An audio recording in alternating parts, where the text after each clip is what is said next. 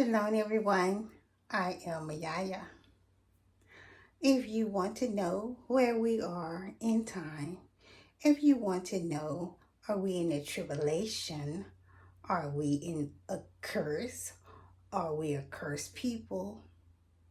If you want to know these things, if you want to know what's our ancestors' curse, if you want to know who is cursed and who is not cursed, and where we are, and is it the end? These questions I will be answering you today, and I will be telling you the difference between a curse and tribulation. And so I hope you will stay tuned. I'm going to answer this once and for all.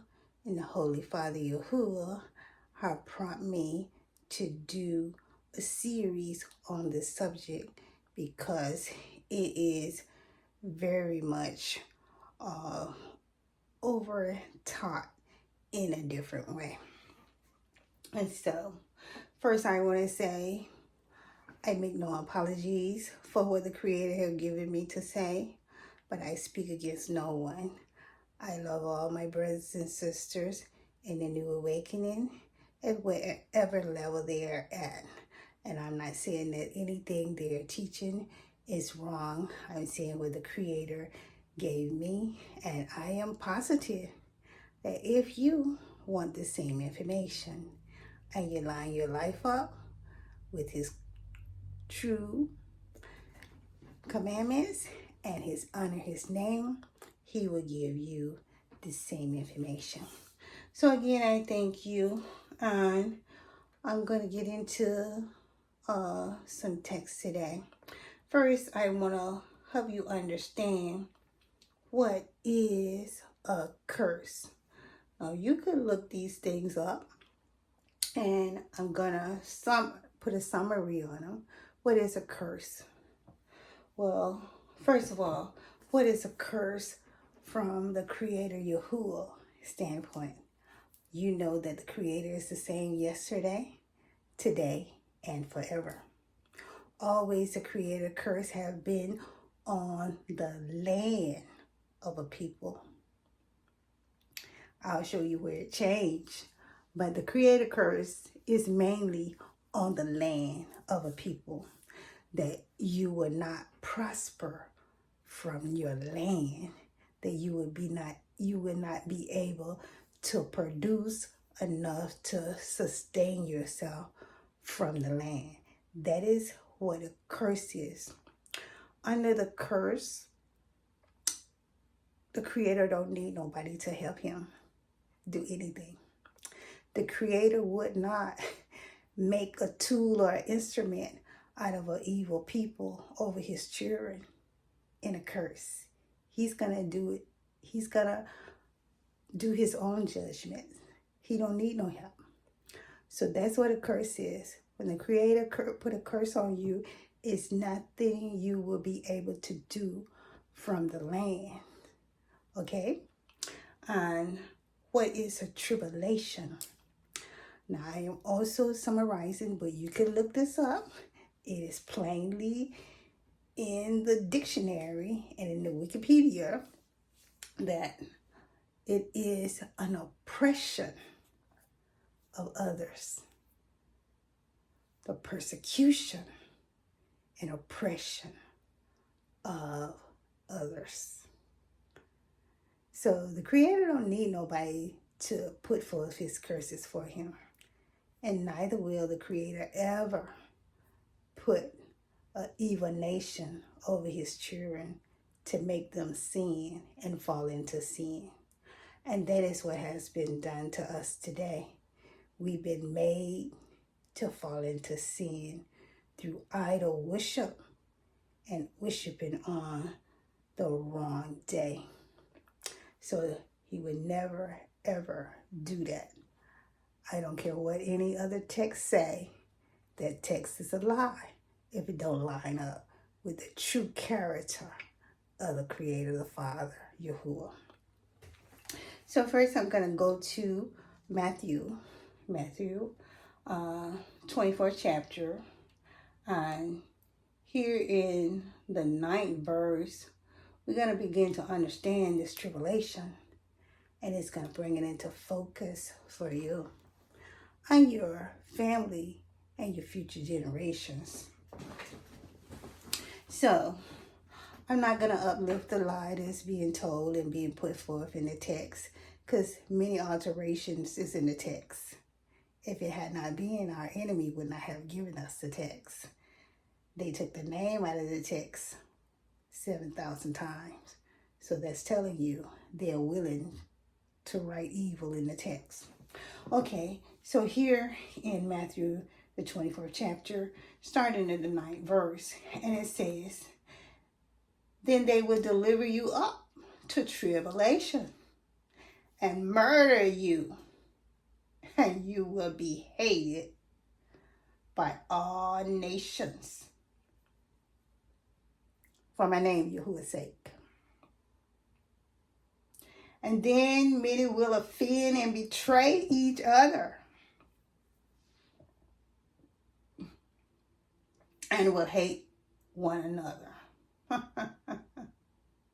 Then many false prophets will rise and deceive many." Now I'm going to stop there. So that is 9 through 11. So I'm going to explain. You see, we were delivered up. You were delivered up to the heathens by your own people. They could not just come in this land and take over without your own people, some of them cooperating. And you could also see here, for all nations would hate you.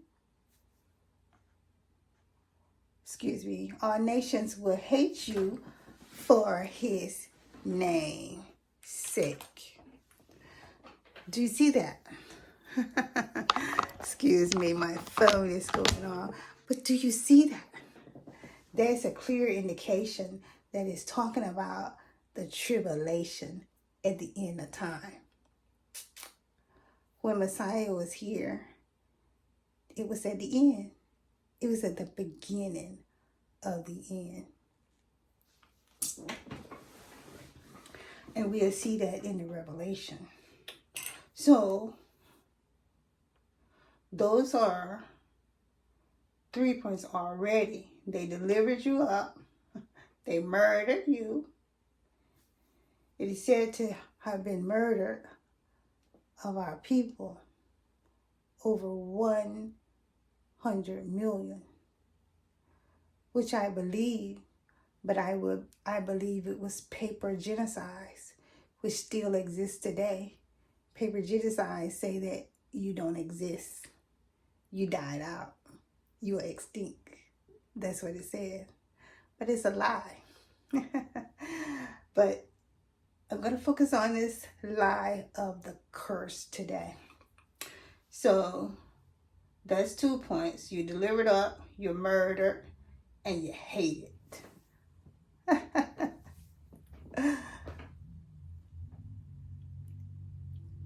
You see that? You can't find any nation that you're not hated. Over 190 nations. All of them would side with your enemy, America. America is your enemy. If they wasn't your enemy, you would be treated like a regular person. You would be treated like a human being. Your identity wouldn't have been stolen and taken away, and you given a fake name. And they put in the scriptures like they were fulfilling it. Yeah, you're fulfilling what you put in there. That's what you're fulfilling. You ain't fulfilling nothing else, because you can't. You can only fulfill what you put in the scriptures because you're demons. Okay. That is like 4 things right there that you can see that we are in the tribulation in this one verse, family. This one verse. And then